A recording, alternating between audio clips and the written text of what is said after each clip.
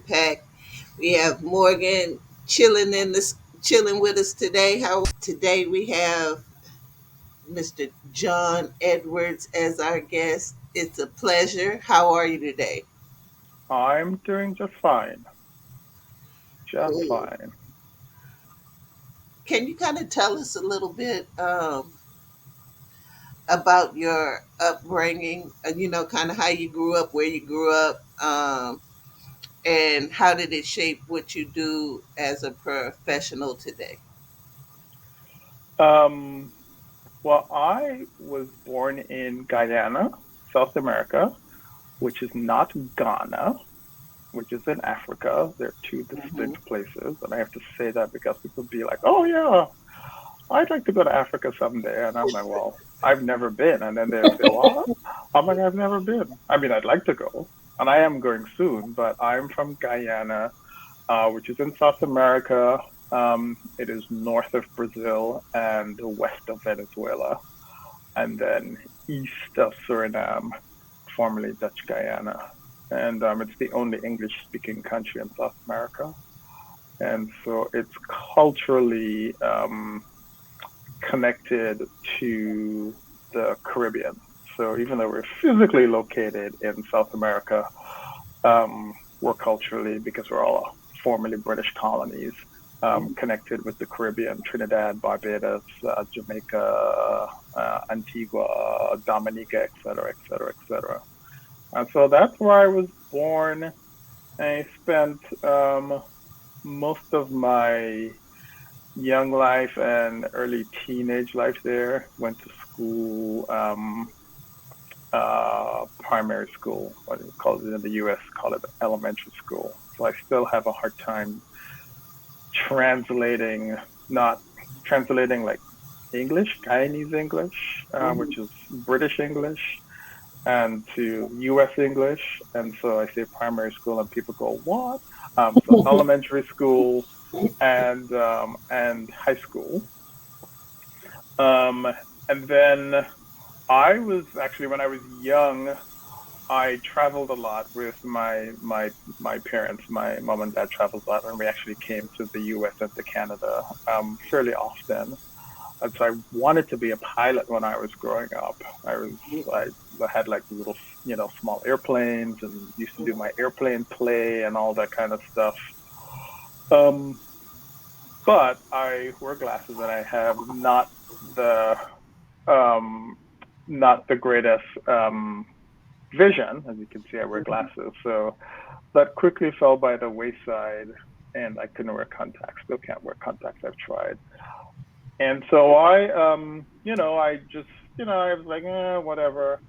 When I immigrated to North America, and it's a big jump here, but I when I went to college, I went to a small uh, Seventh Day Adventist conservative Christian college called Atlantic Union College, which was located in South Lancaster, Massachusetts, central Massachusetts. It's now closed.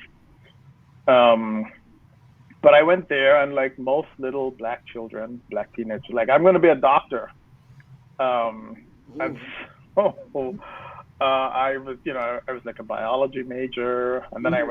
I think I went to get like a physical once, and the doctor that I saw was black, and he was like, "Oh, you shouldn't be a biology major. You should be like a chemistry major or something, because med schools prefer to see like B's in chemistry courses versus A's in biology courses," which, I mean, maybe true, not true, because I know people with degrees in English that have gotten to med school. So, um, and so I switched my major to from biology to chemistry, but I could not handle organic chemistry, Hmm. and then could not even handle inorganic chemistry. Hmm. Although, to be fair, our instructor used to used to put problems up on the blackboard. This is, I'm dating myself now, and then he'd be like, "Yeah, well, I couldn't really do the problem either." He'd be like, "What?"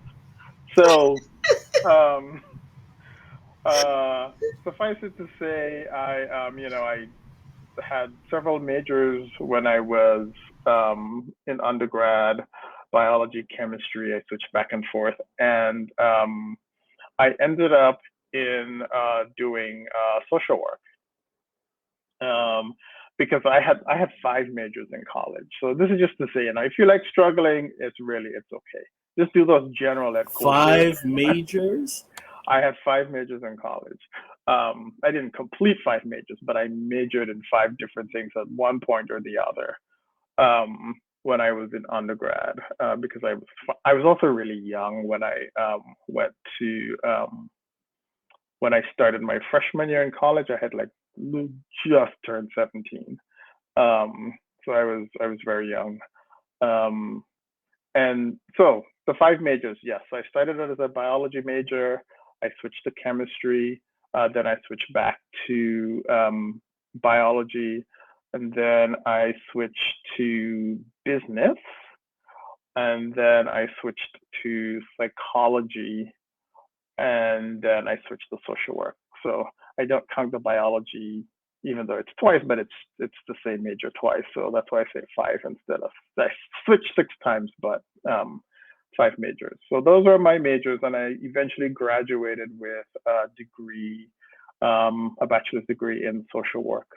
I started out in psychology, but it felt at the bachelor's level, it just felt very academic, and I really wanted to help people. Um, and one of the Black professors, her name was Dr. Susan Wilby, very, very dignified, proper Black woman who got her doctorate from Harvard. And she would let you know that she got her doctorate from Harvard, which is great. And she also had 4 master's degrees or something. Anyway, very bright, very dignified woman. And she was one of the mentors on campus for a lot of the Black students, because again, this was central Massachusetts in the 1980s. And it was a PWI, predominantly white institution. And so she was one of the few Black professors on campus that acted as a role model. And many of the students, the freshman students, myself included, many of us were first generation college goers. And so we had no idea what we're doing. All we knew is that we had to do well, but sort of college life and college culture was new. And again, this is a conservative Christian college. So to distinguish it from sort of a public university, I don't know, University of Massachusetts at Amherst or something, it's conservative Christian, it's Adventist. So there were a lot of rules and regulations about behavioral conduct and stuff like that. So for example, we had 2 separate dorms. So there was a dorm for the women, and there was a dorm for the men, although they called it the boys' dorm or the girls' dorm. But anyway, it's men and women because, people are over 18. But you could not, the men could only visit in the lobby of either dorm. So the men could only visit in the women's lobby, and the women could only visit in the men's lobby. And so there was no going up into the rooms and hanging out or anything like that, unless you were escorted. So that's the level when I say sort of conservative. That's the level of conservatism that I was talking about. And we had to go to religious worship services. They call them worship. Yeah, worship and then chapel and church. Anyway, and they used to keep records. So you can get kicked out of school for not going to enough religious services. So that's kind of, Guyana, high school, and then I get to this predominantly white institution in Massachusetts. Culture shock. Culture shock showed up. And then that's where I also discovered that there's white Christianity and Black Christianity. I did not know that. I just thought that there was Christianity. And specifically, there was Black Adventism and white Adventism. I had no idea. And it, the difference was pretty stark and became pretty obvious. Even, in these worship services, even the hymns that were sung, there were sort of what's the word I'm looking for? They're sort of these hymns that were everybody knew by heart in the black, in the black churches, like everybody knew by heart. You could just, we Mm. had hymnals, but still you start singing a particular hymn and everybody knew all the verses and stuff like that. And then the white people were like, yeah, we don't know that. We don't know that hymn. And of course, the reverse was also true. White people were like, let's sing so and so, and the black people were like, we don't know that. That doesn't even make any sense to us. So it was culture shock, and also there was a large Caribbean contingent for my cohort, when I got there, and just before and just after. So there's a large Caribbean contingent, also very conservative. And so there's a lot of like cultural clashes, because when we went to, the worship services, we basically put on our Sunday best and we went to church. And then the white people would show up, if it's warm, they'll be like in t-shirts and flip-flops, and the black people would be like, what the hell is going on? Blasphemy, blasphemy. So it was an adjustment. And as I found myself and going through all of these majors, and like I said, I ended up on this psychology major. And with doing that, I'm like, it's not quite active enough for me. And this mentor, Dr. Susan Wilby, she said, you should, check out social work. And I did. And I found the classes much more interactive. They talked about like really helping people and helping, poor people and downtrodden, and just, sort of the curriculum was really about really trying to help people sort of get ahead and become stable in their lives and stuff like that. And I remember very specifically, a lot of people don't have this, but I have this. I remember the specific moment when I realized that, okay, this is exactly what I want to do. And I was at a conference. It was some kind of like work job recruitment fair. And I remember being there and just walking around, in my little suit and tie, being all professional and stuff, and going around to the various booths. And I remember walking up to this booth, and this woman was in front of me. It wasn't crowded, but she was in front of me, and she had two kids in tow. And she had one younger kid, maybe a baby, probably maybe like a year old, that she was holding. And then there was like a 2 or 3-year-old that was walking, that she had given this gigantic container of popcorn to, I guess, to sort of keep him occupied. And he went to put the popcorn on top of the table and missed, and it flew all over the table and all the materials that were there.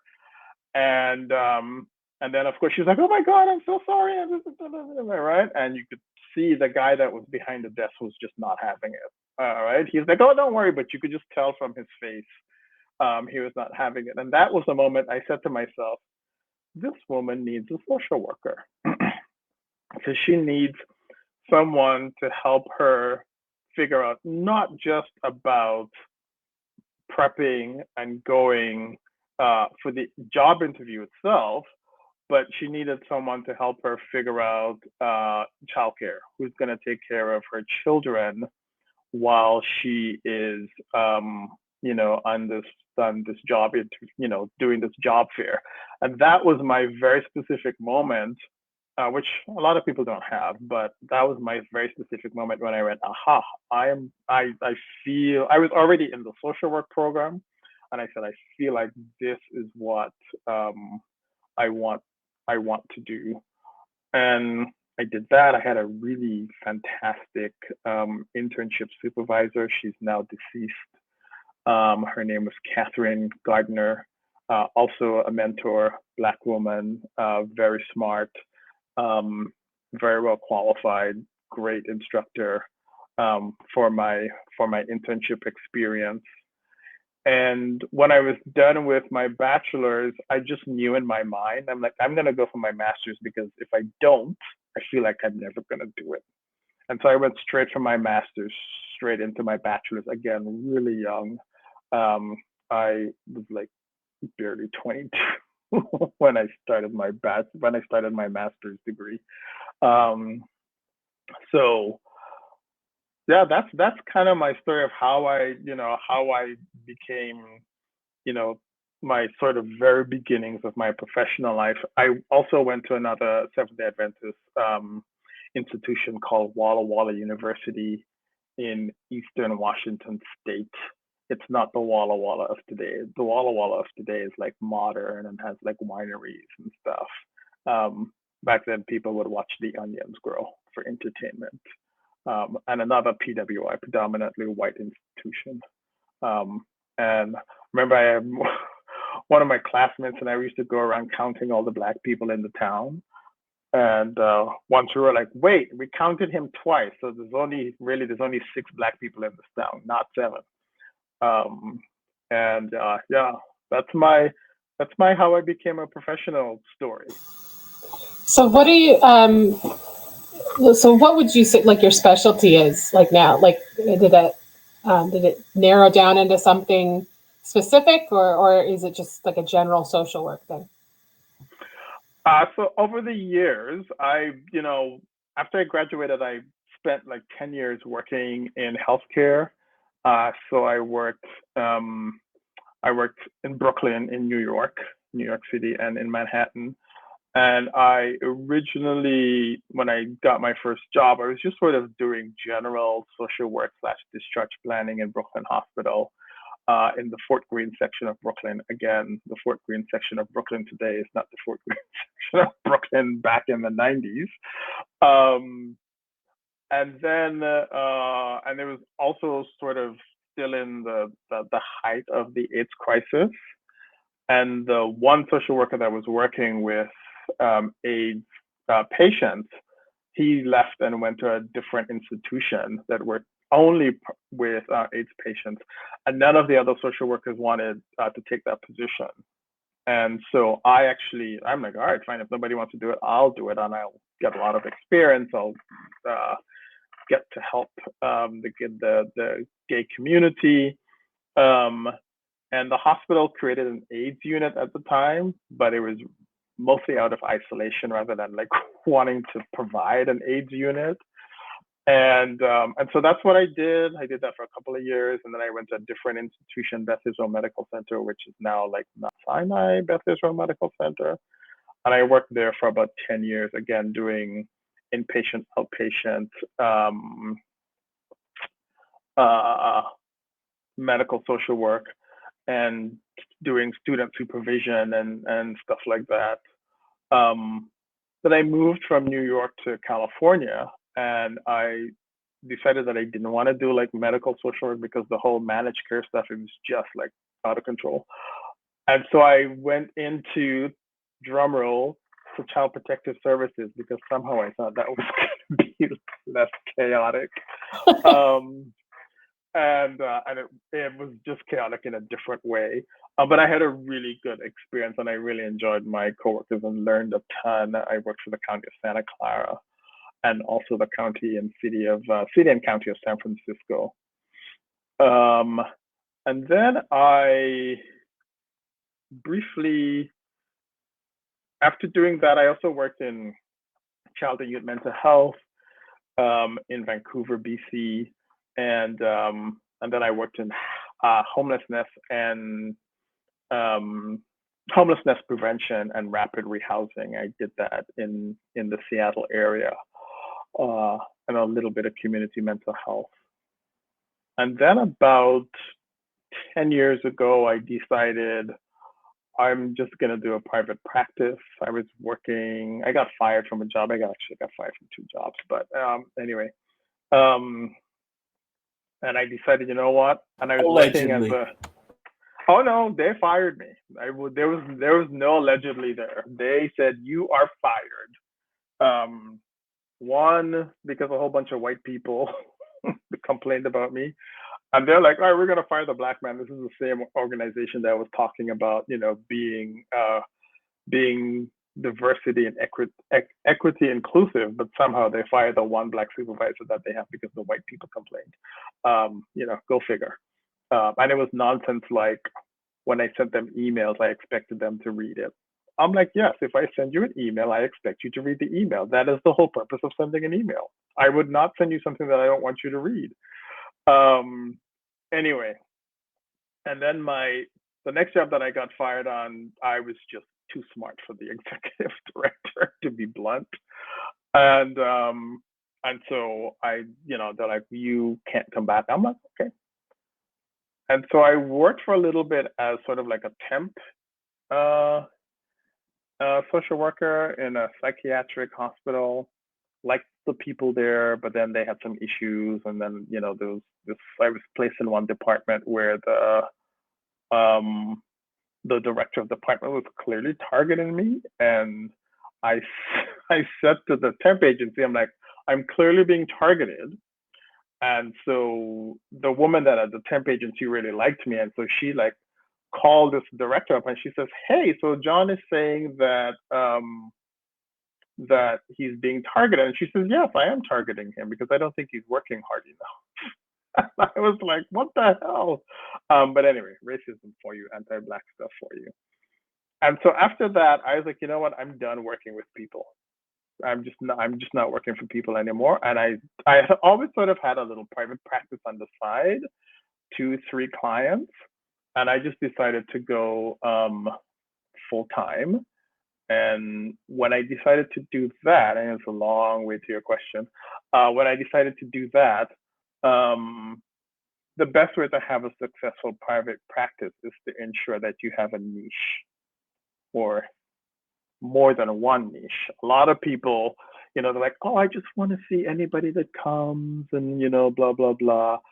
But it doesn't really work like that. So I developed specialties in anxiety, depression, addiction, but my specialty for addiction is really for people who are sort of like in some period of recovery. So they're not really, using or drinking anymore, but they're still kind of just like trying to find themselves and trying to deal with the emotional stuff that contributed to their substance use. And so those are the people that I worked with on their addictions. And then I do eating disorders. And, I think I'm the only like Black male eating disorder therapist for like 500 miles from Oakland, California. I don't know. I really don't know if there's anybody else. I know I'm the one person on the Anthem Blue Cross in network provider directory, and I was on a couple EAPs, and I was the only Black male person.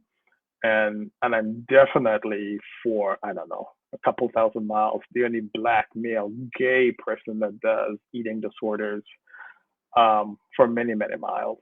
And then I do trauma, so PTSD, and just trauma in general. And then the last thing that I do, the last niche that I have is I'm a certified Gottman Method couples therapist. So I do Gottman Method couples therapy. I am the first Black male to become a certified Gottman Method couples therapist, which I think happened like 7 years ago. And there's not a lot of certified Gottman Method couples therapists. There's I think 420 of us throughout the world. So those are my specialties. I see. I'm going to go back a little bit where you talked about those jobs a little bit, but when it comes to like Black professionals when they're moving up in this this profession or in education itself, what are there any other traumas, microaggressions, other things that you could touch on in that sense coming up in this field or in education in general? Oh, of course. First of all, if you enter into, predominantly white institutions, oftentimes you're what people call the only, right? You're the only one. You're the only one in the staff meeting. You're the only one that do this. And the micro and macroaggressions are just phenomenal, and they're nonstop. I actually had a postdoc psychologist ask me if I knew some person, and I was like, I don't really know. I'm like, who is this person? And she's like, oh, he's a rapper. I'm like, so are you asking me that just because I'm Black? And she's like, yeah. So I'm like, so what if I come up to you and be like, hey, do you know so and so? And you go, no. I'm like, well, they're an opera singer. I mean, it just did not make any sense. And I had never actually said to you that I listened to rap or hip hop, right? So to just make that assumption because of my phenotype and the way I look was just mind-boggling to me. And especially as a Black male, there's just a lot of anti-Blackness in workplaces, and people don't think they are. Like when I got fired, you think this organization would think that, wow, this guy has been here, he's been working hard for us, he's actually supervising 11 people, right? 9 of whom are white, and the only people that complain about him are the 9 white people, right? That just, you would think that there'd be some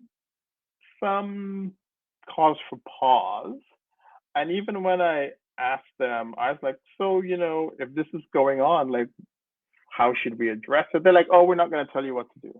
And they literally abandoned me. And this kind of stuff happens all the time to Black professionals, where they're just abandoned and left out to dry. Or the other thing is, well, are your credentials really real? Is your program accredited? Just it's constant. And even I was in a doctoral program, and this is not allegedly, Neville, this is actually real. I was in the Doctorate of Clinical Social Work program at the University of Pennsylvania, and I experienced pretty egregious anti-Black racism from a particular professor and one particular student, and it was just too much. I'm like, I'm not paying $80,000 for this crap. Like, I'm just not doing it. And so I withdrew from the program, and then I filed a complaint with the Office of Civil Rights because it was so egregious. And then earlier this year, I got a response that my complaint was actually sustained, although they said it didn't reach the level of university policy violation, but there was enough there going on that, the interactions with me and what happened was very problematic. And so this is what happens. And this was just last year. This was like fall of 2021. And so a lot of organizations, during the Black Lives Matters movement? No. Yeah, it's just, I remember once the professor was like, decolonize the mind. And I was like, she has no idea what that means. She has no idea what that means. She's just like spouting, it's all performative. It's all, let me just say the right things. And I would say, one of the things I would say in the class all the time, simply because you ask a question of diversity does not mean you're engaging in a discussion that is about diversity, right? I don't know if you all have seen, you've all probably seen you've all probably seen the video, the Saturday Night video, when white people discover that Beyonce is Black, and if you haven't, you have to look it up on YouTube. It's hilarious. But there's just one piece in the clip where the Black woman and the white woman, and the white woman goes, Beyonce is Black, oh my God. And the Black woman goes, I'm Black. And that guy is Black, like a random guy across the street. And the white woman goes, well, I see he's Black, but it's like somehow having a personal relationship eliminates the You're race of different. the person. Special. Granted, it's all made up, but this is made upness that we all live by. So it is very challenging. Black professors have much harder time getting tenure across the board, not just like in mental health and in social work, like across the board, right? We'll see. I actually thought that Cornell West had tenure at Harvard. I did not realize that Cornell West did not have tenure at Harvard. And when that Boom, Dr. West. when that came out, and I that came out just like shortly when I started to have my problems with the University of Pennsylvania School of Practice and Policy, and I was like, yeah, I'm not even Cornell West. I'm not gonna try. I'm not playing with these white people. Let me get the heck out of here. Because if Cornell West can be treated the way he was treated by supposedly liberal Harvard, I'm just John Edwards trying to get a doctorate. So I'm not gonna mess around. And so it's a big problem. And a lot of places a lot of these predominantly white institutions say that they're addressing the issue, but it's all performative, right? They're just like mouthing stuff. They're, like in my case, even after they got the decision, no one reached out to me to be like, hey, we got this thing, you wrote this, this thing has been sustained, can we have a conversation? Like nothing, just silence, like radio silence. And part of the issue was the communication around what was going on. So anyway, hopefully that answers your question, Morgan. I could go on, but Well, I wanted to ask a question piggybacking on that. What about like imposter syndrome and glass ceilings? Like, what's some advice you think you would give to somebody trying to navigate these waters, right? With getting all of this negative feedback and pushback. How do you then navigate against feelings of imposter syndrome? Because you said you're not accredited. You might not be accredited. You're being tested every single step of the way. Yeah, I think everybody, regardless of race or culture, experiences some form of imposter syndrome, right? Am I good enough? Um, you know, is this the best that I can do? But I also think that sometimes for people of color, we have had these sort of mixed messages. This message that says, you have to work, 4 times as hard to get, half as much and stuff like that. So you have that one message. And sometimes you feel like you're working really, really hard and, you have these encounters. I had a client, people call me up on the phone and then they'd show up and they'd be like, oh, you didn't sound black on the phone. I'm like, what the hell does black sound like? And they'd show up and they'd be like, wait, what? Oh my God. I didn't realize you were black. I'm like, eh. So you have this imposter syndrome and then you got to deal with this nonsense. It can be a lot. I think the thing that you can do is, like I tell people, I actually did read the books when I was in graduate school and I read the articles. All right, so I actually have the knowledge base and I know. So the first thing that you can do is make sure you're reading the books and the articles and stuff.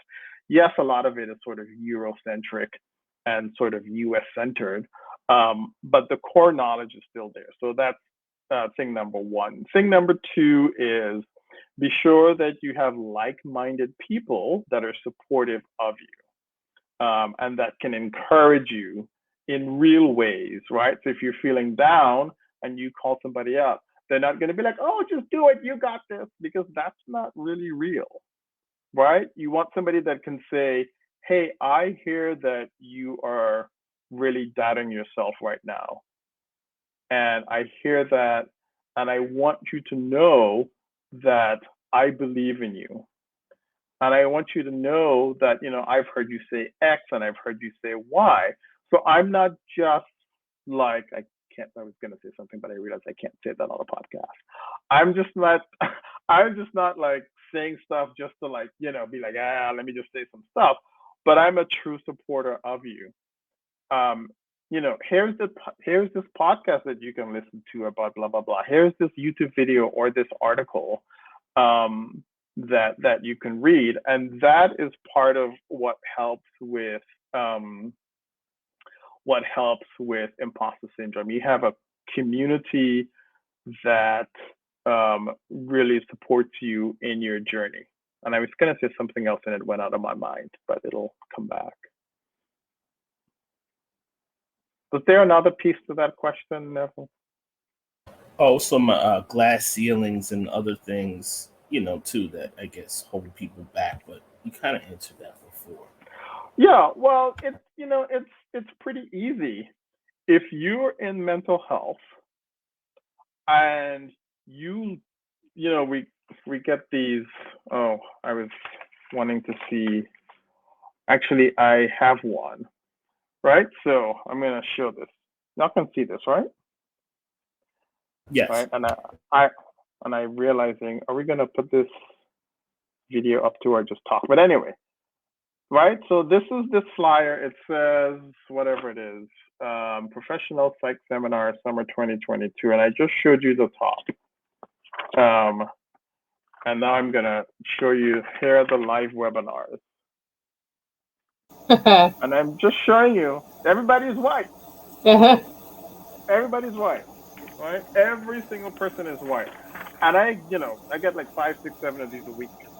And virtually everybody is white.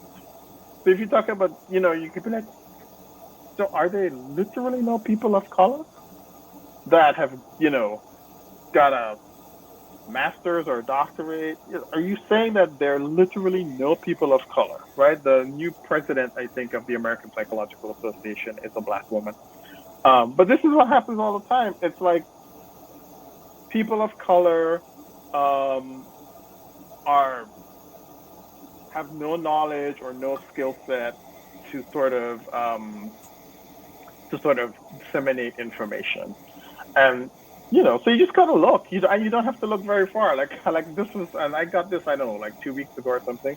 It's right on my desk. So that's the glass ceiling. And I mentioned sort of tenure before as well, where especially Black male professors have a really hard time getting tenure at, and I mentioned Cornell West, at predominantly white institutions.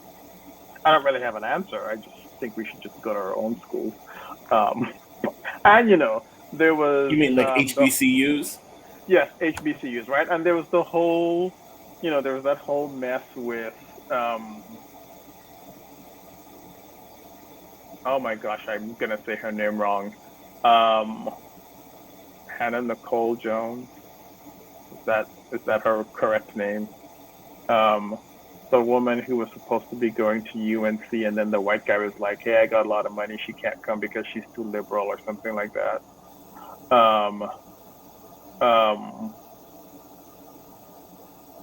Yeah, Hannah Nicole. No, I'm sorry. It's Nicole Hannah Jones, and that was a big disaster with UNC, University of North Carolina. Anyway, and then but she elected to go to Howard University. So yeah. All right, I'm gonna stop talking. No, I talk a lot. Sorry. First off, it's Pride Month. So happy Pride Month. As far as Thank you. Like challenges and traumas go for like the LGBT and the transgender community, do you deal with a lot of those, and how, like, what are some of those challenges? So, well, obviously now if you live in Florida, it's kind of a nightmare, or Texas, it's kind of a nightmare, or actually just about anywhere else, it's kind of a nightmare right now. And dangerous. And dangerous. I don't know why people are like, why are people obsessed with, I just don't get it. Like, I just don't get it. And then, so many people claim to be Christians, and the cruelty involved in their actions is mind-boggling to me. So of course, some of the challenges are, it feels like right now that the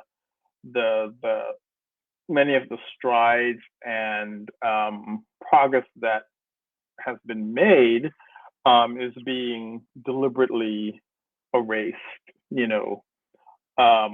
or blocked. And it's like also, the same with women's issues and women's rights and reproductive rights. It's all, it's just, it's, on the one hand, it's really kind of frightening, what's happening. you know, Black trans women, get murdered at alarming rates. Um, and and then, we had the, what's his name? The Dave Chappelle controversy, which I didn't really look at the special, so I don't really know exactly what was going on, but there was that controversy. And then I think Ricky Gervais, who I don't really like, I don't know him personally, but as a comedian, I don't really like him. But he's also now, in some kind of controversy. Netflix who says, "Hey, trans people, if you don't like what we're doing, you can just find a new job." And the problem that I have with that is that, if I'm a Black person and I am working on a show that is depicting racism, it can't kind of be gratuitous racism just because, right? Oh, let me just do this so we can get ratings. And so I feel like that's what Netflix is saying to their trans employees. Whatever comes in, just deal with it.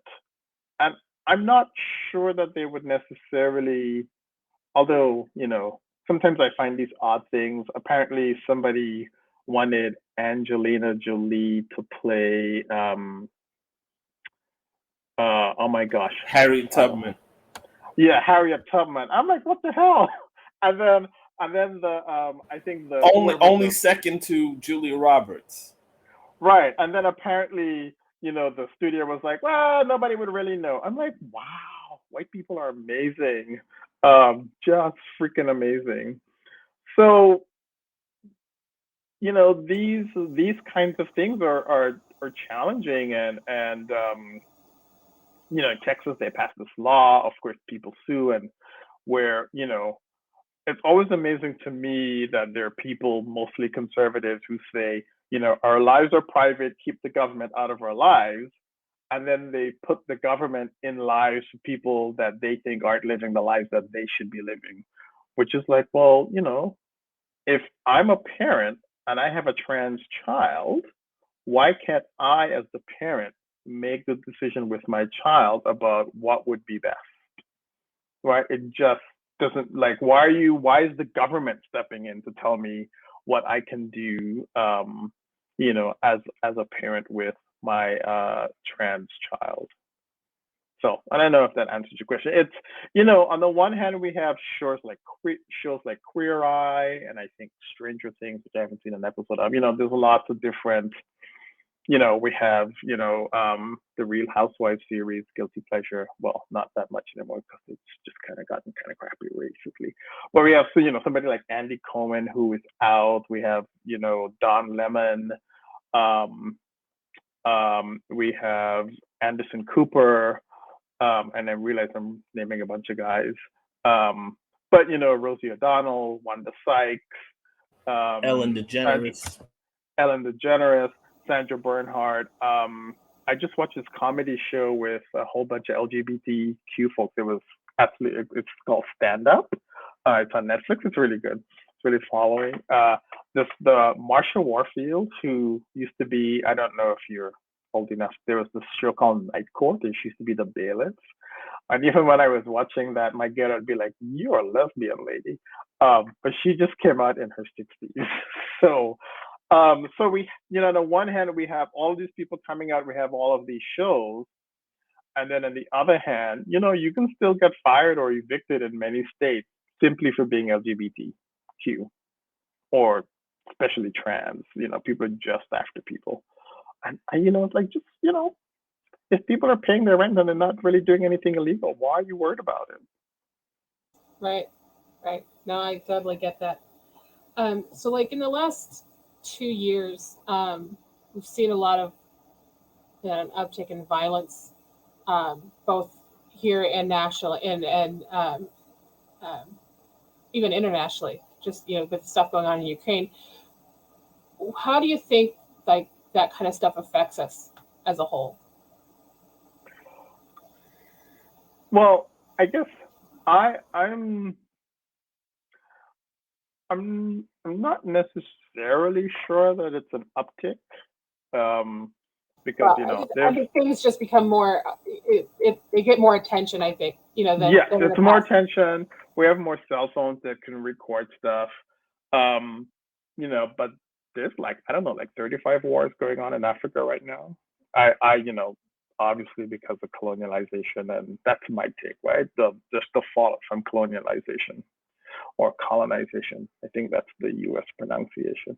Um, uh, but those things have been going on. I just think we have, there's there's more TV, there's 24-hour news cycle. There's now there's the internet. So even if you turn off your TV and you go on the internet and you something could pop up, it's just there constantly. I think it has a tremendous impact, negative impact on our psyche.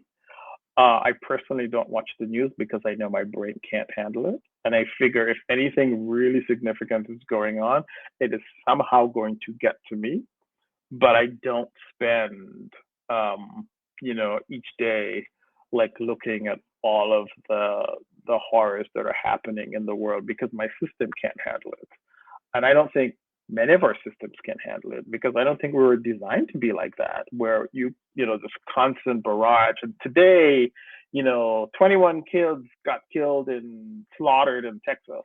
And then, 10, and just, our system. We're being triggered all the time, constant. Yeah, I don't think our system is designed for that. And so I realized that, and I certainly recommend, especially my clients, I tell them, don't watch the news.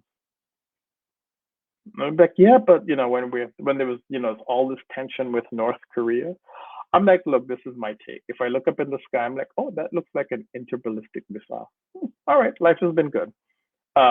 But I'm not going to put myself where every day I'm checking to see what's happening and whatnot. Because I don't really have any control over it. And but I do try to be mindful, and I do try to figure out, well, how can I, despite all of this, how can I take care of myself? And you can take care of yourself, have good relationships with your friends and your family, and do enjoyable things like go to the beach or play a game with your kid or take your dog for a walk, or like my neighbors, take your cat for a walk. I have like 3 neighbors that put their cats on leashes and walk them around. So you can do those kinds of things. But especially the COVID years, as I call them, I was like, I was trying to invent something. I was like, there's BC and AC, right? Although we're not in AC yet, we're just BC, before COVID. We're not in AC, which is after COVID. We're just like in COVID. We're just like in C. But prior to, one of the things that I did learn, actually, which I was not as aware of now, I'm keenly aware of it, is that before COVID, I did not realize how many people were simply hanging on by a thread emotionally. And, we come, COVID and happened. Financially. All right. And financially, right? So I live in Oakland. I live in the San Francisco Bay Area. I have helped, my clients, I've had clients that have been couch surfing. I've actually said to some of my clients, can you just see if you can hold on to where you are? Because I don't think moving in with 14 other people is the best idea for your own mental health. But that's the kind of stuff that, people are dealing with. I just saw, down in the peninsula here in the San Francisco Bay Area, there's a house that had pods, which is basically a bunk bed. And each bunk bed, they had 14 of them, and each little pod bunk area was going for $800. And I thought, there's just something morally wrong with that, right? So I think, the financial stress and I didn't realize sort of, but it was all covered up, right? Because we're all on Instagram. Well, I'm not on Instagram, but people are on Instagram, and we're looking at this, and we're just going, and we weren't really stopping to really connect with ourselves and see what's going on with ourselves mental health wise. We're out drinking, we're going to parties, we're doing, just doing. And, COVID has really shed the light on just kind of how fragile we were as a society and still are. So, what are some of these specific types of trauma? So I think it's helpful first to just help people, because people hear trauma, and I think sometimes it gets thrown around, although I think there's a lot of trauma around. So the simplest way to think about trauma, just for a definition for the listeners, is your internal experience and response to a specific event. And that event and your experience of that event overwhelms your system to cope and manage. And sort of the hallmark things for trauma are, it's unexpected, right? So it just kind of happens. It's frightening. You feel a loss of control. You feel helpless, and you really feel like you're going to die or disappear, like you're going to literally be eviscerated, either physically or emotionally, right? So those are like the hallmarks of a traumatic event. Because we're human beings, we have an amazing emotional system, and so a lot of us we experience something traumatic, and our system heals from it. The challenge is that if you grow up in an environment where you're constantly having these events that are traumatizing, and your system never gets an opportunity to heal and recover, then the system goes into what we call survival mode. And so it is no longer about what I want to do with my life. It's how can I make it to the next day? How can I make it to the next hour? And so the system, the emotional system, pulls energy and resources from living, and it starts to concentrate all of that, or almost all of those resources and energy, into surviving. Right? How can I make it through my, misogynistic boss? How can I make it through my, my high crime neighborhood? And one of the biggest things that people see is, that we see is hypervigilance, and it's like, oh, what's gonna happen next? I'm so scared about this, right? It's this idea that you gotta constantly scan your environment for danger, and even though, obviously, if you live in an area where, you're at risk, that makes sense. But the thing that we have to understand is that that's not how people should be living. You should not be living in an environment where you, constantly have to scan for danger. That's not how we were designed to live. So there's just like, the general trauma that I just described. The most severe type of trauma is what we call PTSD, which most people have heard of, post-traumatic stress disorder.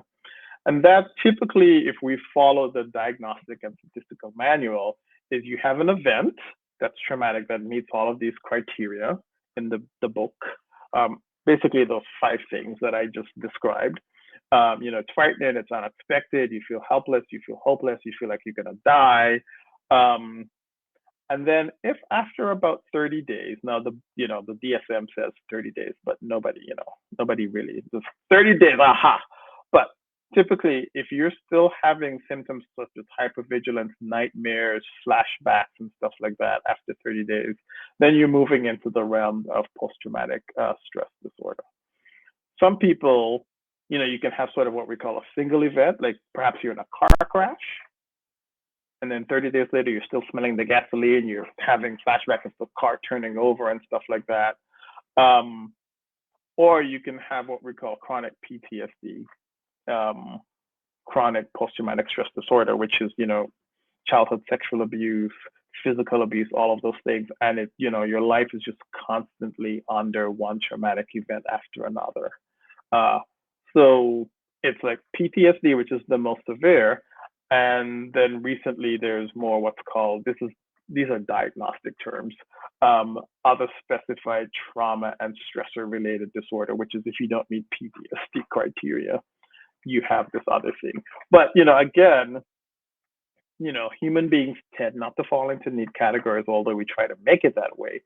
But those are the kinds of, things. If you're hypervigilant, if you're constantly worried about when the next best thing is gonna, when the next worst thing is gonna happen to you, if you sort of, afraid to go outside, like those kinds of things, trauma really disrupts our emotional regulatory system. So we can't process emotions as we should.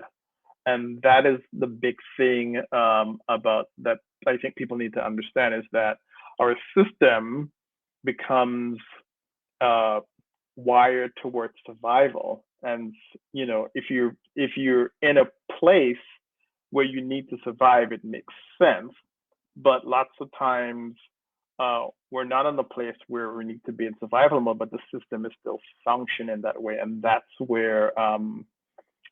where people have a lot of challenges. I think the best place to see trauma at its best is the DMV, because you can see people, they just can't cope with whatever is happening. The one thing that I want to make sure that I say about trauma, I think this is really, really important. If people don't hear anything else, I want to say to people, you are not your trauma. There are way too many people running around going, I am my trauma. I am my sexual abuse. I am my rape. I am the car accident, right? You're not your trauma. And, I was looking at this interview with Billy Porter. This is an example. And I was looking at him and I'm like, God, this Billy could use some brain spotting. And I know we'll talk about brain spotting in a little bit, because you can heal and recover from trauma. Your emotional system can heal and recover. You don't just have to be in the space of sort of managing your trauma symptoms, which is what a lot of what is promoted. But you can, they're brain spotting, internal family systems, even some EMDR, some accelerated experiential dynamic psychotherapy. These are all what we call limbic system therapy modalities that really help people to heal and recover from trauma. So as I was listening to Billy Porter talk, I heard him say, and this is not a direct quote, so if you hear this, Billy, don't, this is just kind of what I heard. And I often hear people say something similar, like, I became an artist because I was raped. Or, I heard him say something like, the person who I am today is because my stepdad was sexually abusing me, and my mom was having difficulty with, I think he identifies as gay, but, right, that's not who you are. That is what happened to you, right? Your sexual abuse is not who you are. The rape is not who you are. That is what happened to you. That is what you experience. Post the event and prior to the event or events, you were a person. post the event, you continue to be a person despite what happened to you, right? It may inform some of what you do, but it's not because of, right? So with this Billy Porter example, what I like to say is, now imagine this interview where Billy Porter's sitting down, right? And Billy Porter says, my mom knew I was gay. She figured it out when I was 5, and she was very protective of me. And she supported me. And she bought me a sewing machine and blah, blah, blah. And she was very protective. She didn't let anybody talk anything bad about me. And my stepdad was also very supportive of me. And, he thought, hey, you might get beat up and called names. So he really kind of showed me how to like box or do some karate chops so I can get away from any bullies. Like he helped me to do that. And they really helped to build my confidence, right? We would all be wearing Billy Porter now. Right? We'd all be wearing Billy Porter. Be like, ooh, where do you get those shoes? Oh, these are Billy Porter. That handbag, oh, that's Billy Porter handbag. In the same way that we say, oh, that's Gucci or that's Dolce & Gabbana, we would be saying Billy Porter, right? Because he is who he is. And if he had the support and the guidance, rather than sort of the traumatic things that he experienced, it would have allowed him to completely blossom. Instead, his system had to go to survival. And so this is exactly what I mean. I'm trying to say that you're not your trauma, right? Don't, if any therapist is telling you you're trauma, find a new therapist. They don't know what they're talking about. And I mean that with all of my heart. And Joyce DeGruy, who's also a therapist, and she wrote the book Post-Traumatic Slave Syndrome. She also talks about it. You're not your trauma. You are who you are despite what happened. And I'm not sure if it's despite or in spite, but anyway, whichever one of those words is the proper English, right? You have this experience, and you can still now pivot towards what you were ultimately meant to do and what you were called to do, not based on the traumatic experience, but based on the purity of your own creativity inside of you, whether it's music or dance or being a tech person or whatever it is. That is what you have to access, not the trauma. You need to heal from the trauma and access the creativity and the goodness and the wonder and the joy inside of you. All right, I feel like I said too much, but okay. No, you're great. And you already started going into what we were going to be asking anyway. Some of the specific treatments that you would use to treat those types of trauma. Well, I've had a lot of therapy myself. I've had a lot of therapy because I got issues like everybody else. My dad was an alcoholic, and growing up basically in the Caribbean and in Guyana, there's no such word as alcoholism. It's like drink man or drink lady. You just drink a lot, right?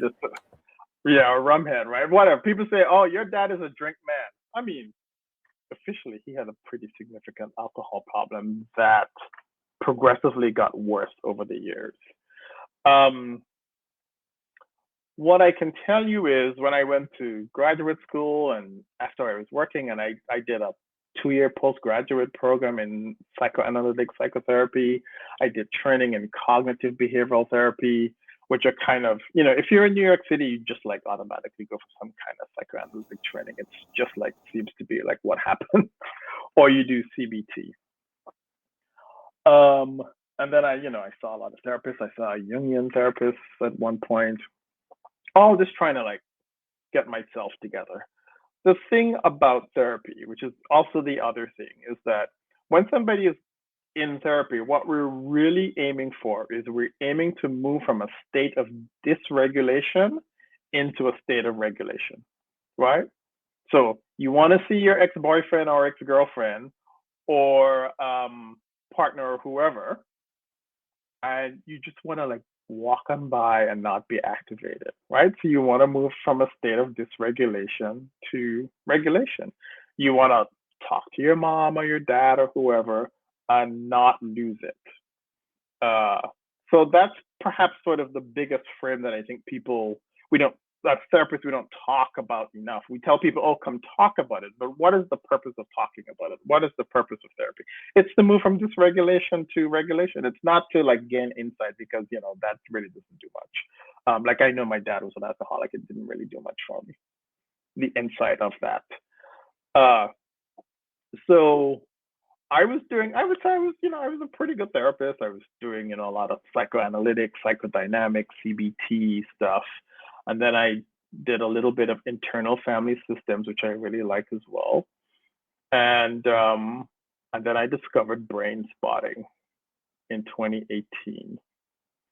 And I don't do anything else right now but Brainspotting, because it was amazing, like amazing. And so Brainspotting is a deep brain limbic system. Limbic system is where our emotions are held. Limbic system modality. We use what we call eye position. I have a little pointer that I use to help get the eye position. And people do deep internal focused mindfulness, and the brain and body will start to kick in and heal itself. We actually have that property in us. If given the right circumstances, our brain and body will start to heal emotionally. In the same way, if we break our hand and we put the cast on, we don't have to keep opening up to look at it. It'll start to heal itself physically, and we have that same capacity emotionally.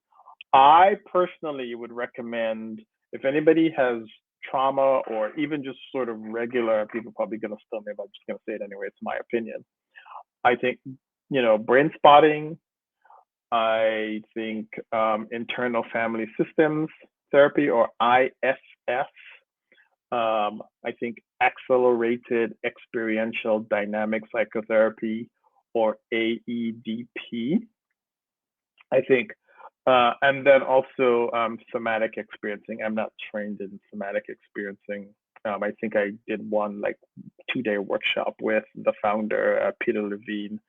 But all of this is that when we have all of these negative experiences, it doesn't, people think it goes into the neocortex, or the sort of what we would like to think about as the thinking part of the brain, the cognitive part of the brain. But it actually goes into our limbic system and in our body.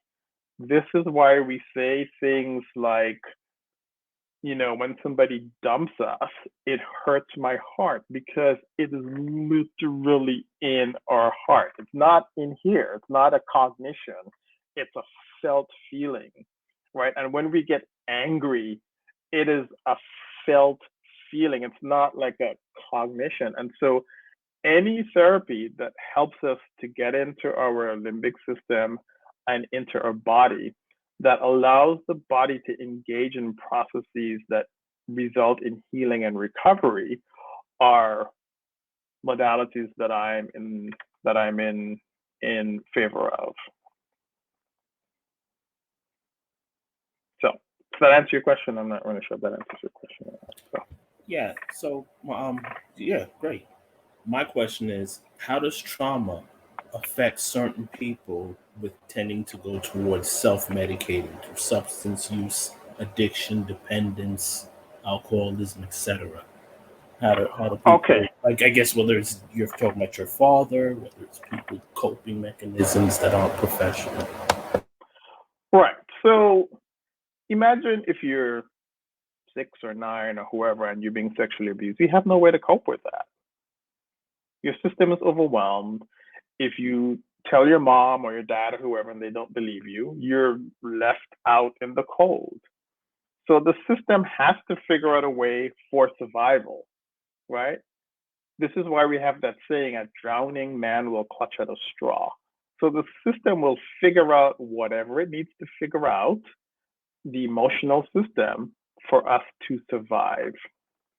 And oftentimes, people that are using substances, and I do the gamut, whether it's gambling, whether it's cheesecake, whether it's meth, cocaine or sex, although there's a lot of debate about whether you can have a sex addiction or not. Or weed. Weed is a very popular one, right? So people think, oh well, I don't really have a problem with weed because we've never heard of somebody, for the most part, who smoked a lot of weed and then went over to their ex's house and banged the door and blah blah blah. People smoke weed and they're like, hey, what's up? Can we get some potato chips? But what I said to folks is you got to figure out what is connected to your use of whatever, whether it's cocaine or cheesecake or whatnot, right? And so people that are using substances are using it because they feel disconnected. They have no connection to themselves or to other people. And for most of us, certainly not all of us, for most of us, that's a pretty painful experience. And all we need to do is find one way, for most people, once or twice, in which we get relief from that pain and you can see a pathway towards self-medicating and addiction. Right? Imagine if you overhear, you're like 14, and you overhear your mom and dad arguing, and your dad says, well, I never wanted him anyway. And then the mom says, well, I didn't want him either. I just couldn't have an abortion. Imagine if you start hearing that.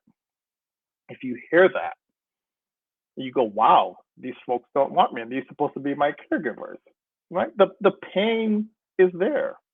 If you have no one to talk to, no one to listen to, and the thing to remember is that, for the vast majority of people, not all, but for the vast majority of people, substance use starts really young.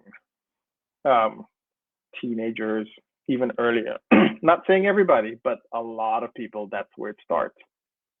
And even if you're an adult and you haven't had any issues with substances before, it's about disconnection and it's about the relief of pain.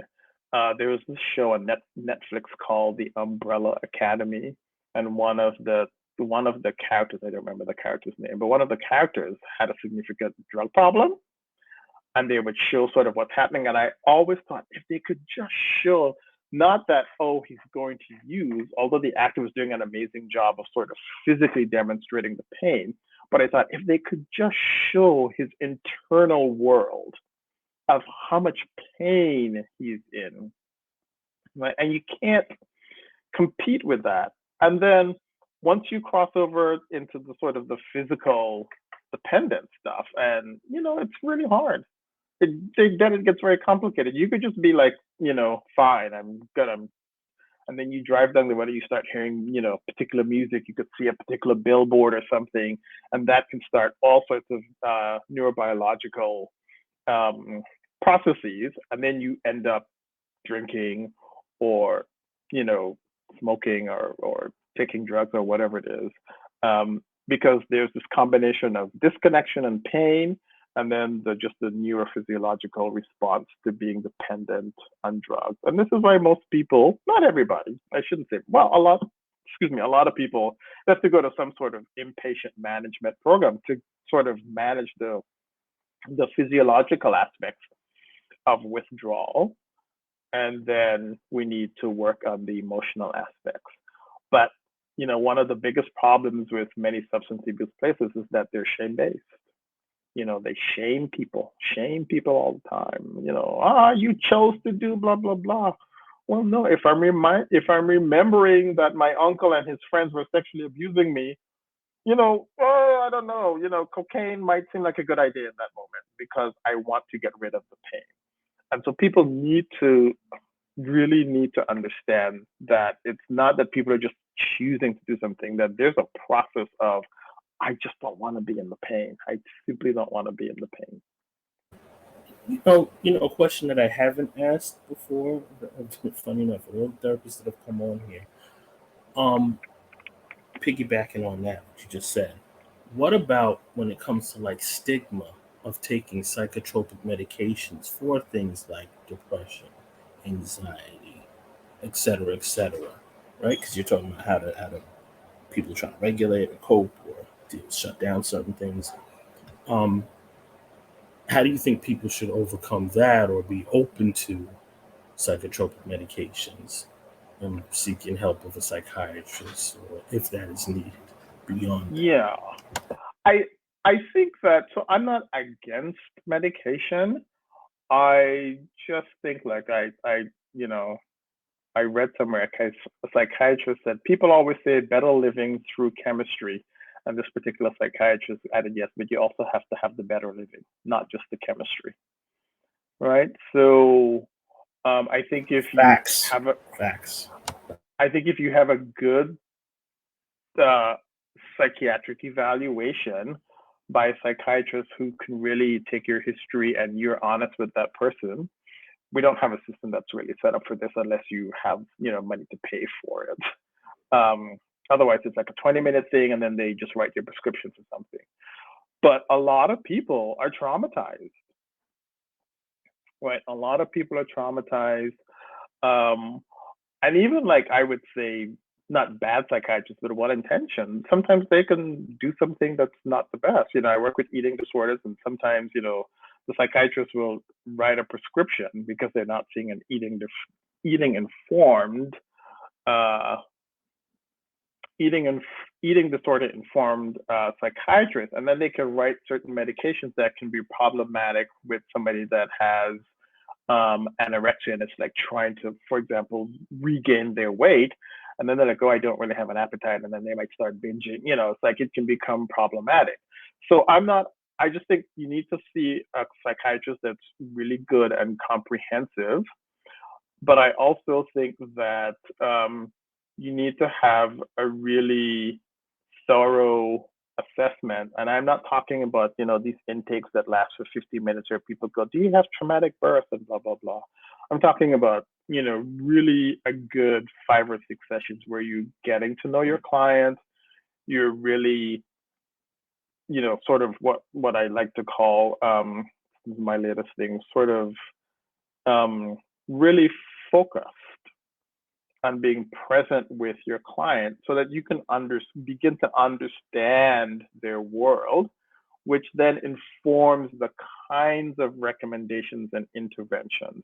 So I have clients that are on meds. I have clients that have come to see me that were on meds, and one of their goals was to get off of meds. And we do it in conjunction with their psychiatrist. But a lot of those clients that, actually all of those clients that have come off of their psychotropic medications um, also had pretty significant trauma. And so once we did brain spotting and they began to heal and recover from their trauma, then the need for the psychotropic medication also went away, like hand in hand. So I don't recommend people just like stop taking their psychotropic medication because that can have some problematic effects. But if you need it, a lot of people take meds for ADHD. A lot of people don't. But you got part of it is really getting to know you, right, as a person and what works for you. And, you might not want to take a med, but it might just be helpful for you for a short time. Sometimes it's just what I say to clients. Sometimes, it's just like a handrail, and you just need that handrail. And if you're going down a really steep set of stairs, the handrail just helps. It doesn't make you go down the stairs, but it helps you go down the stairs. And so that's my take on medications. And then obviously, people with more severe kinds of illnesses like schizophrenia or maybe bipolar disorder, those are a little bit more challenging to sort through, and you might need some medication. But we also, I wish we knew more and had sort of better medications. And we've improved. And when I say we, the mental health community, psychiatry has improved over the years. But people still have significant side effects from some of these drugs. And I think a lot of the times people take for granted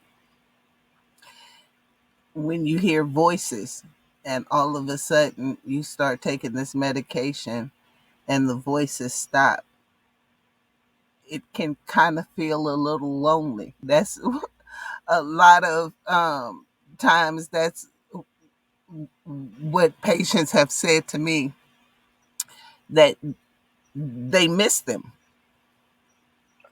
Right. And also, um, sometimes, with not only just, I'm losing my train of thought, not only just sort of missing the voices, uh, I guess sometimes people get shamed, right, Mhm. for hearing voices. And when I worked with folks that were hearing voices, I would just say, so part of it is that you gotta figure out if you can become friends with these voices or not. And you can figure out the voice that says to do blah blah blah, can sort of be your friend, but maybe they're just suggesting something that's not the best, Mhm. right? And so it's challenging. Oh, and uh, you know, even when people take the meds, they have that loneliness factor that does pop in, but also people also say, I'm taking the meds, I'm not hearing the voices anymore, but I also don't feel like myself anymore. Mhm. Right? I feel Yeah. like someone else, right? Yes, I'm not hearing the voices, but I don't feel like me. And those are some of the challenges with the psychotropic medication. Or even feel at all. It sometimes Right. it emotionally stagnates you, and it's hard to even feel, which is kind of a reason why people stop taking the medication, because they just want to feel something. Yes. And if we take it even a step further, a lot of folks, are live in marginalized, impoverished environments. And so there isn't a park that they can go to and just kind of sit and, feel the sun. I think people think that people with psychosis are, like they're not humans, but I don't really get that. Like, I would say to folks sometimes, my people would say, John, you can't say that. I say, like, just because you're paranoid doesn't mean people are not really after you. Like, you could be paranoid and people are still after you. People are really after you. And you got to be able to, you got to really be able to sort of distinguish and help the client distinguish. But more so for you as the professional, you got to be able to distinguish, well, yes, they're paranoid, but yep, the neighbor really is out to get them because they think that this person shouldn't be living next door to them. So, yeah. So, being in the medical field, there's just this history of clinicians and physicians and psychiatrists and misdiagnosing minority clients. How does this further traumatize your clients? Um, you know, when I was in graduate school, late 80s, um, there used to be this idea that that doesn't happen anymore, right? So there's this article there, we read these articles about especially black people getting diagnosed with schizophrenia back in the 60s and 70s because they felt paranoid about white people or paranoid about race. That was sort of the narrative. Yet still happens in modern day. People still get diagnosed because white professionals don't take the time to listen, right? They sit and they hear and they, oh, you're from this part of, from this part of town, it must be this, right? It must be that. They might say, oh, well, this person has substance abuse, right? Oh yeah, they're addicted to cocaine or, meth or whatever, but they haven't heard and haven't taken the time to hear about the sexual abuse that's been occurring or that has occurred. So the person just goes away with a label of an addiction of some sort. So that's one form of mixed diagnosis because it's not an inclusive of what the person's experience is. It's just a tiny snapshot of one area of the person's life. And it is traumatizing. Why? Because then you end up going to doctors and doing stuff, and it's not really addressing your issue. Um, and you're going and you're talking about pain, and then they start calling you drug seeking, and you know, whereas you're having a lot of psychic pain, right? And you're having a lot of emotional pain that's manifesting in your body. So it is very traumatizing, and I think of my I think of myself as a really well-adjusted, successful professional, and I just had an experience with my own health where I was literally telling my oncology team, I think this medication is causing all of these side effects. Right. So I went online because we have Google or Yahoo or whoever your favorite search engine is. And I'm looking up at all of the side effects. I'm like, oh my God, this is what's going on with me. But the side effects that I was experiencing was in the sort of more rare category, but I was experiencing it, and I'm still. If you see me fanning, it's because I'm still having some hot flashes from these medications that I'm no longer taking, but my body is still sort of recovering from. And so I sent an email to the doctor, and then I went into the appointment, and I was like, "Hey, so this is what's going on with me. This is what I'm experiencing. Blah blah blah." And he says, "I've done this thousands of times." I mean, that was literally his response to my complaint that this is my experience, and I think I think this is what's happening as a result of the medication, right? And this was just like in March 2022. So I have my own therapist. I have my own brain spotting therapist. I have a wonderful family. I have a wonderful set of friends. And I've also worked in healthcare for a long time, so I know how to navigate and negotiate and blah blah blah blah blah. And I had to, I ended up finding myself a new oncology team. But imagine if you don't have both the internal resources that I have and the external resources that I have, you'll be like, all right, well, I guess I gotta stay here, and and there's no question, and if I had stayed on those drugs that they were giving me, I would be dead. Because I said to him, I said, what's the point in curing cancer if I'm gonna die from the treatment? That makes no sense. Makes no sense. And I think similar things happen in the mental health field. People, get, a lot of eating disorders get missed, and eating disorders has, the highest mortality rate of all of the mental health diagnoses. Eating disorders gets missed. A lot of trauma gets missed because people either, there's the strong Black woman. You just got to be the strong Black, like all that kind of nonsense contributes to misdiagnosis. And again, if you're not really aligned and in tune with your client, and if you start to just really get into this position of, I know exactly what's going on.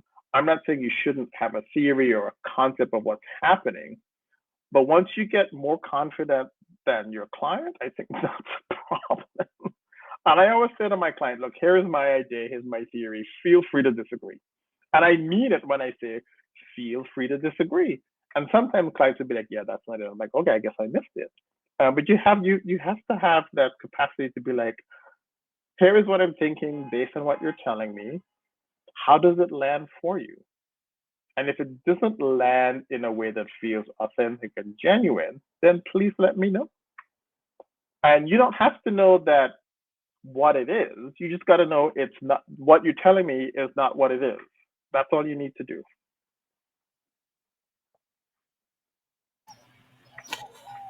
So, how does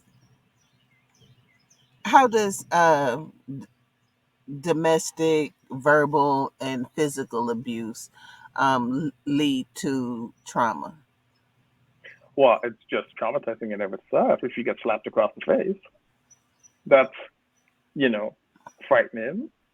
If somebody threatens to kill you, that's frightening. So again, what's happening to the person's system, right? In these situations, if somebody's constantly threatening you, they're gonna beat you up, they're gonna take away your kids, they're gonna kill your kids, they're gonna kill your mother.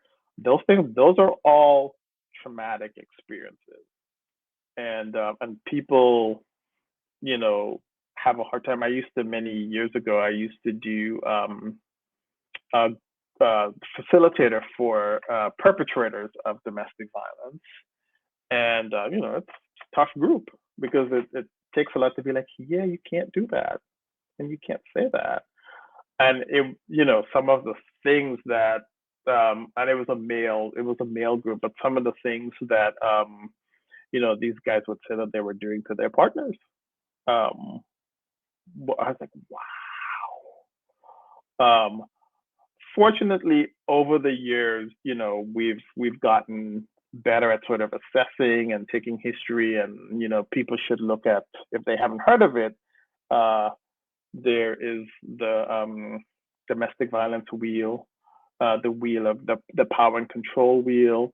It's been uh, it's been adjusted to also reflect some cultural issues as well. There's also an LGBT version of this power and control wheel. Actually, if you just type in Google power and control wheel, it'll pop up, and then you can look at various versions of it.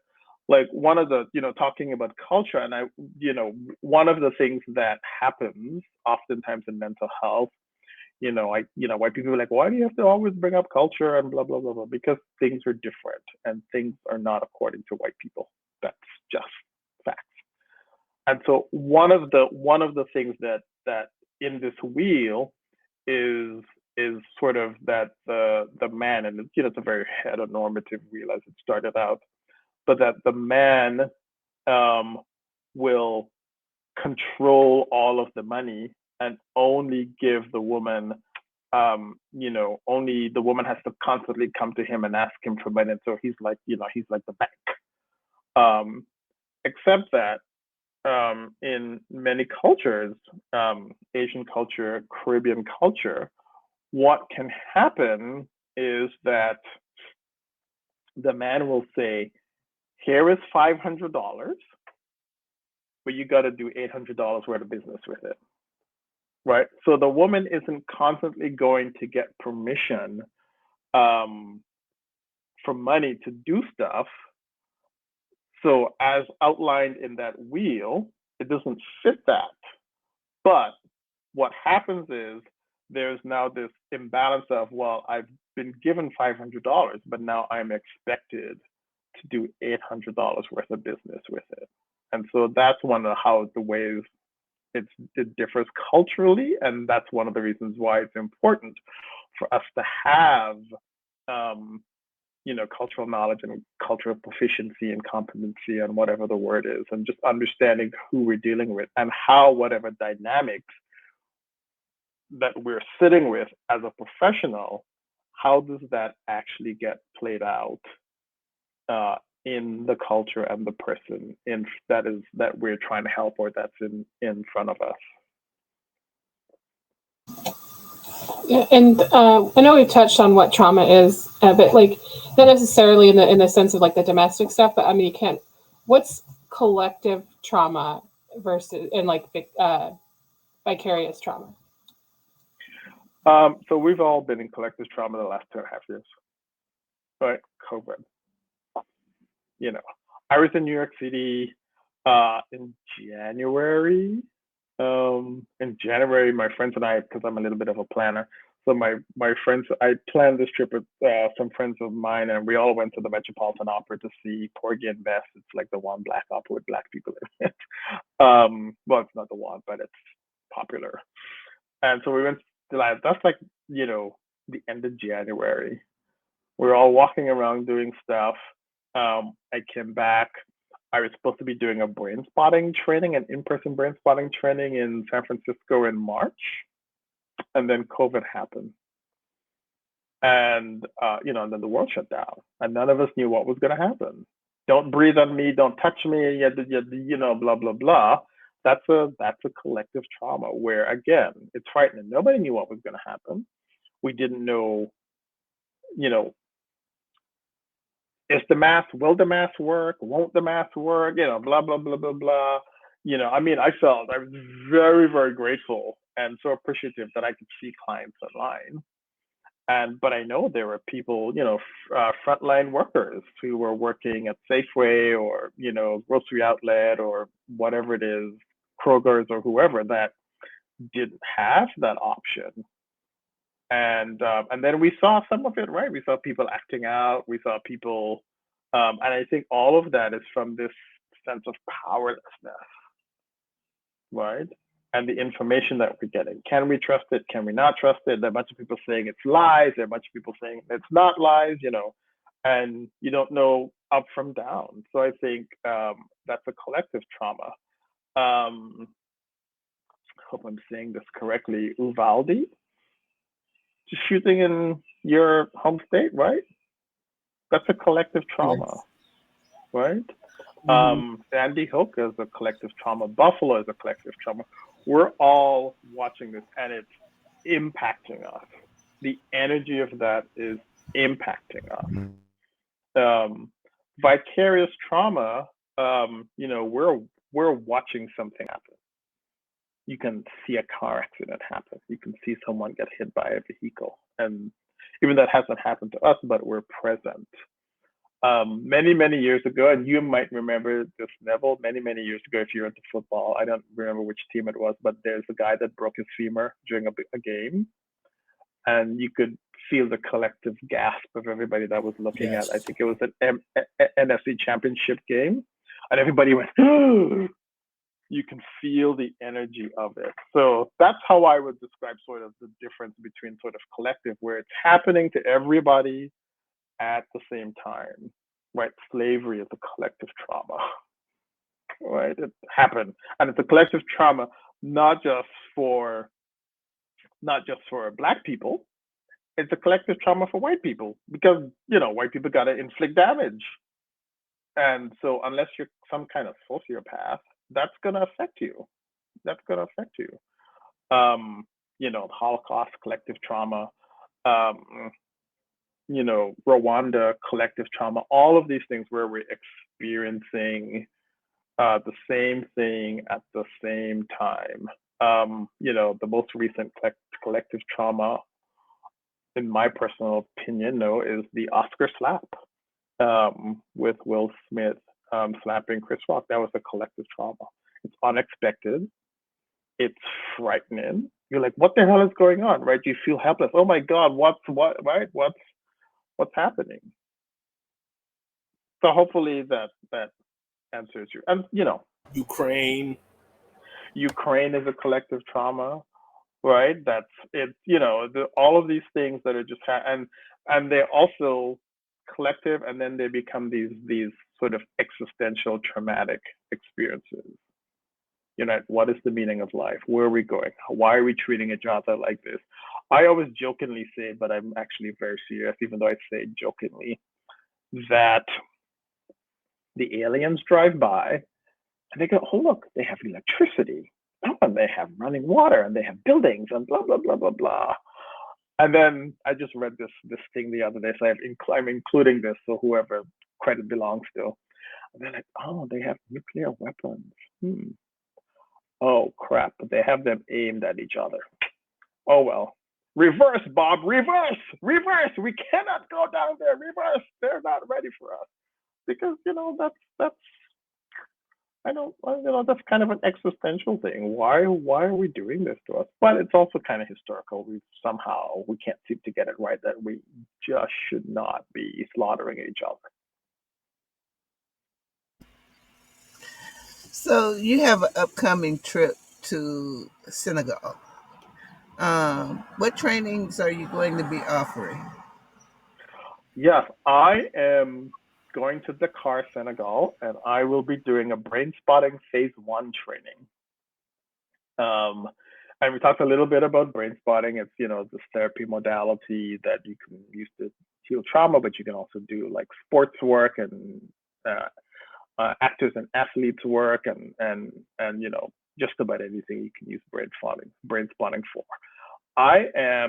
I'm getting more comfortable with this, but I am the founder, and I've realized that I'm actually the seed that started the BIPOC training movement, which I didn't realize. Dope. Right? So you see, all these other modalities are like, look, we have BIPOC training, but it all started because I did a BIPOC Brainspotting training in December of 2019 in Atlanta with David Grant, who is the founder and developer of Brainspotting. Because I was in a Brainspotting training, and this white woman was like, "Oh, I love this. I wish I could be a Black person." I was like, "That's not how that works. That is just not how that works. And just stop it." And then people were like, "Yeah, but Black people are like too hyper vigilant." I'm like, "That's because if we're not, we'll be dead." Right? So I was just tired of that stuff. Or, "Oh, you got your degree at so and so, but is it AP accredited?" I'm like, again, I'm so impressed with myself that I have not cursed since I've been on this podcast. So you don't have to like bleep anything out. But who the hell cares? I wouldn't bleep it out because I think we all feel your frustration. So I said to David Grant at the time, I said, we need to have just a BIPOC only space for trainings because this is a powerful modality. It's very experiential. I don't want people, and I was like one of two, there's like 120 people in this training. It's like 2 Black people in it and maybe like 2 Asians, and everybody else was white. And to stand up there and be like, I want to be a person of color, I wish I was a Black person. I mean, what the hell? So you want racism? Is that what you're saying? Like, you want to be pulled over by the cops? I mean, you want to worry about your children when they're out on the street? Like, is that what you want? Because that's what comes with being a person of color. So anyway, so I did the first BIPOC training, and then I just started these BIPOC Brainspotting trainings, trained like over 1,000 people since December of 2019 in Brainspotting phase 1 and 2. We've got a lot of people now in Brainspotting. And then, other people decided that they wanted to do it too, which is good. So we just trained someone who came to training because, that's probably one of the better things about COVID is that it did open up access, and we did, there's so many things that we can actually do online. Not necessarily, I think it's different. I don't think it's necessarily good or bad. But a lot of people started coming to the trainings online, and we had someone from Senegal come to the training. I was just blown away. I was like, oh, I got to get this to Senegal. And so I have a colleague, Anne Dillard, on Project Safety Net, because there's a Project Safety Net, but that's not it. She's Project Safety Net. And she's been doing work in Senegal for the last, I think, since 2008. And so we talked, and she's like, hey, this person in Senegal is like, we got to arrange for a training. And so that's what happened in the last, I think 5 months, that we put this together, and we'll all be leaving on August 12th to head to Dakar for the Brainspotting phase 1 training. It'll be the first Brainspotting training in West Africa. We have some Brainspotters in South Africa, so it's not like a first African thing, but sometimes the Africans can get a little territorial about what is really Africa and what is not. But so we'll be doing that, and that's really exciting. It's really exciting. Gonna train a bunch of therapists and psychologists and psychiatrists in Dakar, and I'm gonna be doing it in English because I don't speak any French and I don't speak any Wolof, which is the main sort of language in Senegal, but we'll have translators, and I'll do it in English and then they'll translate. And it sounds more complicated than it is because I've gone to Vienna where the training was in German and then they had an English translator. So yeah, or also in Barcelona, and training was in Spanish and I had, so it's doable. So who are the three most important people that have had the most significant impact on your life, either personally or professionally? Um, I was thinking about that, and I have to say, the one person that pops into my mind is, the late Dr. Susan Wilby from Atlantic Union College. Definitely had a profound impact on my life. Just the way, like I said, she was just like, I don't know, like back in the day, the kids used to say the bomb. So like, that professional person, and really knew her stuff, and just sort of taught us professionalism and she helped bridge that gap from sort of Caribbean to U.S. and understanding the transitions and stuff like that. Um, the other person, I would say I have a very dear friend, um, and we we've had a lot of fun together. Um, his name is Dr. Timothy Amukale, um, and he doesn't like what I said, but I say it anyway. He's got an MD and a PhD, um, and he's a pathologist, and he's got a PhD in biochemistry. But he's like the nicest person, and doesn't go around being like, I am Doctor So and so. When I want to irritate him, I call him Doctor.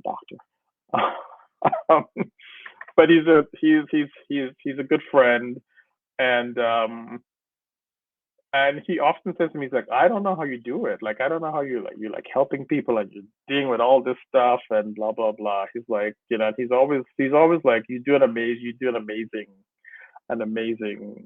job. And he's like, I'm not just saying it because I'm your friend, but he's like, you do an amazing job as a professional. And so I really, I value our friendship. And now we used to live in close by, but now we live in, separate states because I'm in California and he's not. But we still keep in touch. And whenever we get together, it's almost like if, you know, we haven't had any space between us, because we just like sync up and we start talking and blah blah blah and doing stuff, and he's also like a fantastic musician. I used to tease him and say, I don't think you sleep. I don't think you ever sleep. So that's the second person, and I don't know if I have um a third person I think it's somebody because of miscellaneous. brain. Sorry. It could be somebody miscellaneous. It could be personal or professional or miscellaneous.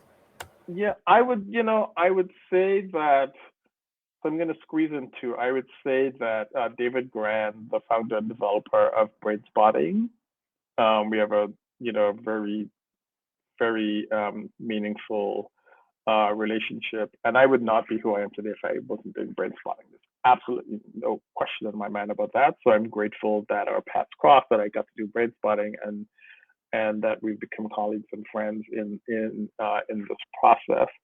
And then I think the other person that I would say, which I would not have said before Brainspotting, is I have a profoundly new respect um, for my father, um, who, there was a pretty challenging relationship when I was growing up because, like I said, he had pretty significant alcohol problems. But because of Brainspotting and some information from my older siblings, I realized that he was literally doing the best that he could, because he had so much pressure on him that as a result of Brainspotting, I now understand.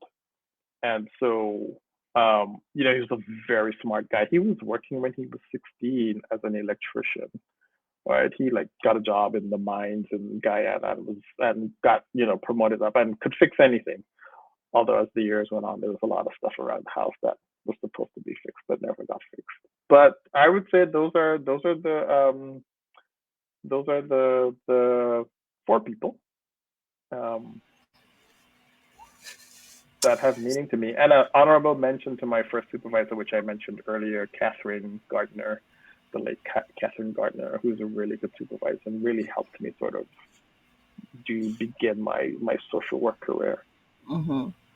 So, are there any shout outs you'd like to give, or projects or upcoming events you'd like to promote?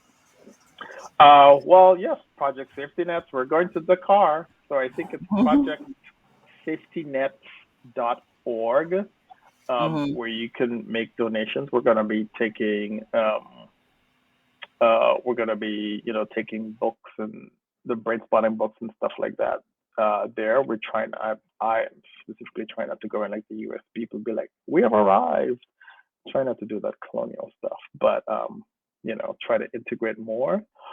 Um, and I also have on my website, which is westcoastpsychotherapy.com.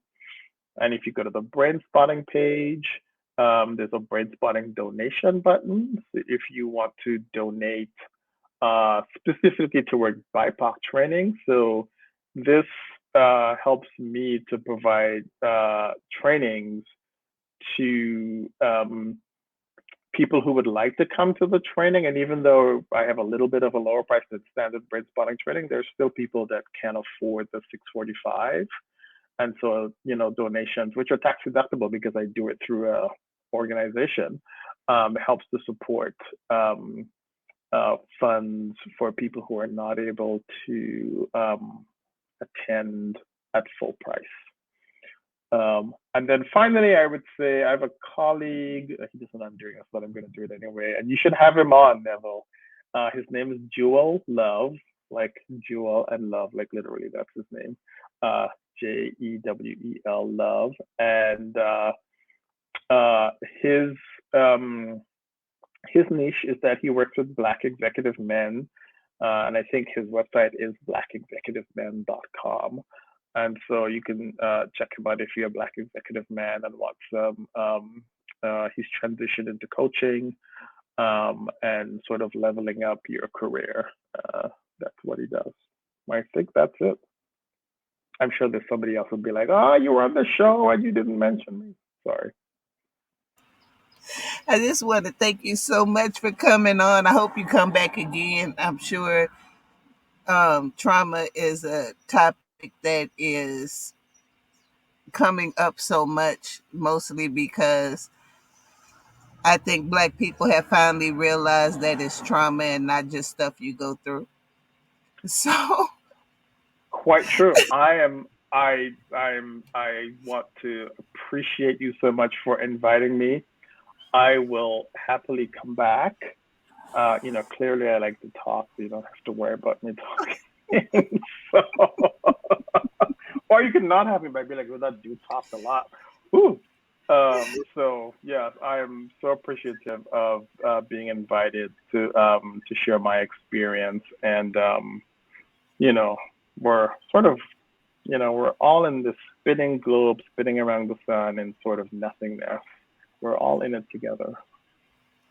and I think it's very important to show careers like the one that you have, because most often nobody even what is a licensed clinical social worker, and how do I go about doing that, and what do they actually do? And when you answer these questions and people see someone like you, then they can see themselves in that position too. So I truly appreciate you coming on and sharing your knowledge.